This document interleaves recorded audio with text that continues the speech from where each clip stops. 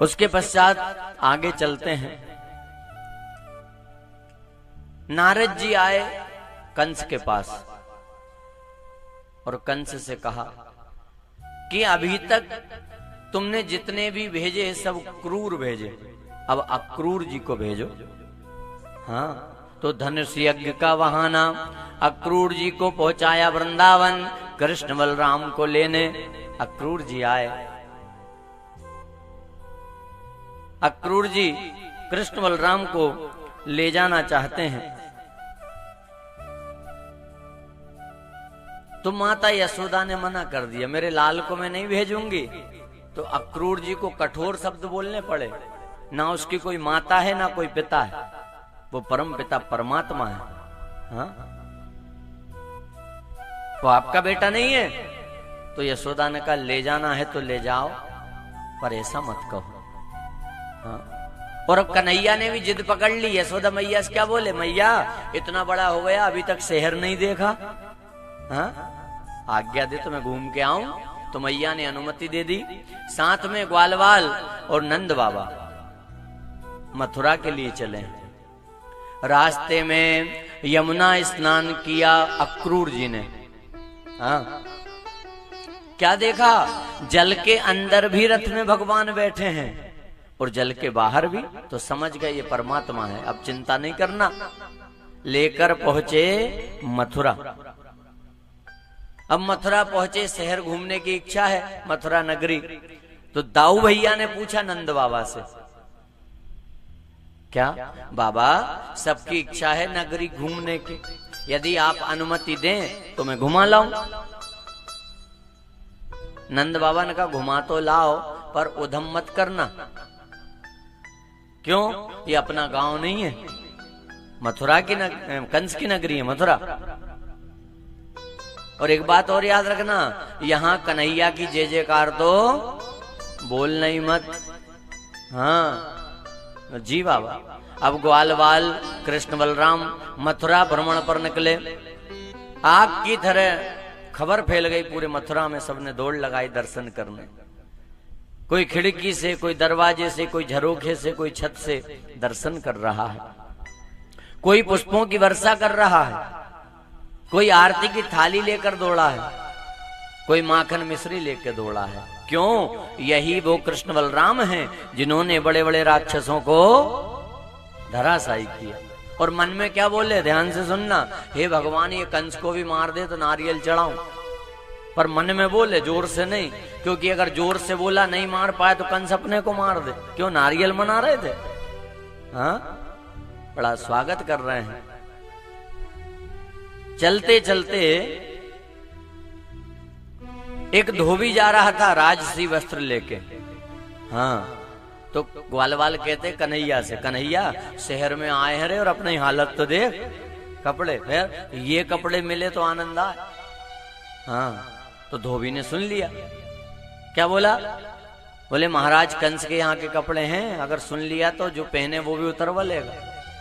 हाँ, अभिमान दिखाया है। और जब अभिमान दिखाया तो भगवान ने एक चांटा मारा, धोबी पार। हाँ, ग्वाल वालों ने कपड़े लूट लिए और उल्टे सीधे फंसा लिए। हाँ, ऐसे कपड़े कभी नहीं देखे थे, राजसी वस्त्र, तो उल्टे सीधे फंसाए।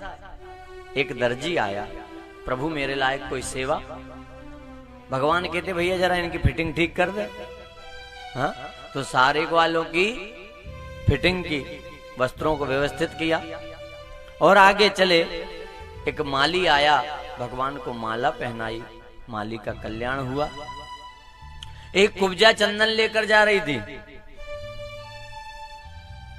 भगवान ने आवाज लगाई, ए सुंदरी। तो कुब्जा ने देखा मुझे कौन सुंदरी कहेगा, भैया मुझे क्यों सुंदरी कहा। तो भगवान ने पैर पर पैर रखा, दोनों हाथों से गर्दन पकड़ी और जो झटका दिया तो उस कुब्जा को सर्वांग सुंदर बना दिया, चंदन लगवाया। चलते चलते भगवान धनुष के पास पहुंचे। एक धनुष रखा है, पहरेदार लगे हैं सैनिक। भगवान कृष्ण कहते हैं दाऊ भैया हाँ लाला। बोले ये धनुष इतनी चौकीदारी है सब कर रहे हैं, क्यों कर रहे हैं? अरे इस धनुष को तो मैं एक झटके में उठा सकता हूं। तो सैनिक जो सुन रहे थे क्या बोले, जाओ जाओ, ये बच्चों के बस का काम नहीं है।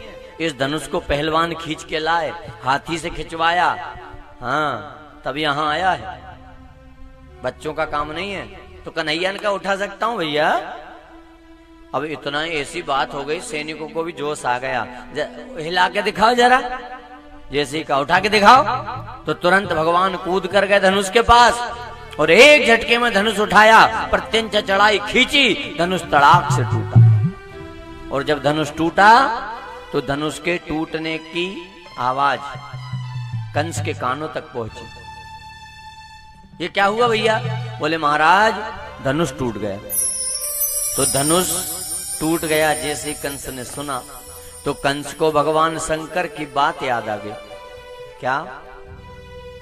कंस ने भगवान शंकर की तपस्या की और भोले बाबा ने ये धनुष दिया और क्या कहा कि इस धनुष को कोई तोड़ेगा नहीं और जो तोड़ेगा वो तुझे छोड़ेगा नहीं। हाँ अब मैं क्या करूं? तो जो साथी थे ना सलाहकार, क्या बोले, अरे महाराज डरते क्यों हो? इतनी बड़ी आपकी सेना, बड़े बड़े पहलवान आपके पास, बड़े बड़े राक्षस मित्र आपके, और आपका कम हो, इतनी हवा भरी। तो कंस भी के हाँ हाँ आने दो। चले हैं भगवान। रास्ते में कुबलिया पीड़ हाथी जिसे मदिरा पिलाकर मदोन्मत्त किया, छोड़ दिया। भगवान ने पूंछ और सूंड पकड़कर कृष्ण बलराम ने हाथी को उछाला, हाथी धड़ाम से गिरा। रंगशाला में पहुंचे, कंस ने देखा, अच्छा तुम हो वो कृष्ण बलराम, इतने राक्षस मैंने भेजे एक भी नहीं लौटा। तो कन्हैया ने कहा मामा तब तो सुधर जाना था, या आप भी आ जाते। कंस कहता है कि मैं तुम्हें ललकारता हूं युद्ध के लिए, युद्ध करो। भगवान कहते लड़ने बुलाया कि देखने? तो कंस कहता लड़ने। डर गए क्या? भगवान कहते हैं कि हम डरते तो है नहीं। हाँ? रंगशाला में कूदे कृष्ण बलराम, 5 पहलवान बीच में आए, मुष्टि को मुष्टि का मारी पार, कूट को कूटा, चाणूर को पीटा, सल तो सल को घसीटा, 5 पहलवानों का उद्धार कर दिया। कंस के भाई बीच में आए तो उन भाइयों का भी कल्याण भगवान ने कर दिया। कंस घबराया और अपने प्राणों को बचाने के लिए दौड़ा। भगवान ने लपक कर कंस को पकड़ लिया, धक्के देकर भूमि पर पटक दिया, बाल पकड़कर घसीटते हुए रंगशाला में लाए। कंस कहता है छोड़ दे लाला, छोड़ दे, मुझे कष्ट हो रहा है। भगवान कहते हैं अब कष्ट हो रहा है? अरे दुल्हन के रूप में मेरी माँ देवकी, उसको बाल पकड़ के घसीटा तब कष्ट नहीं हुआ? खुद पर बीती तब कष्ट हुआ? हाँ? जाके पाँव नहीं परी विवाई, सो का जाने पीर पराई। आज भी थी। कंस के ऊपर बैठ गए भगवान छाती पे, बाल पकड़े हैं और कहा मामा अब तक तो सुधर जाना था, पर अब तेरा अंत समय निकट आ गया है। क्रोध में आकर भगवान ने मुष्टिका का प्रहार किया, कंस के प्राण पखेरु उड़ गए, आत्मा परमात्मा के चरणों में विलीन हुई, कंस का वध हो गया है। बोलिए वृंदावन बिहारी लाल की जय हो। कंस मारा गया, सारे मथुरावासी प्रसन्न हो गए। कंस की मृत्यु हुई, कन्हैया की जय जयकार कर रहे हैं और अब खुल के एक दूसरे से कहने लगे, क्या देख मैंने कहा था। दूसरा कहता तूने नहीं मैंने कहा था, तीसरा कहता मैंने कहा था। अरे सारी मथुरा कह उठी, हम तो उसी समय समझ गए थे जब कृष्ण बलराम मथुरा में आए थे, क्या अब हमारा भाग्योदय होगा। ये आ गए हैं।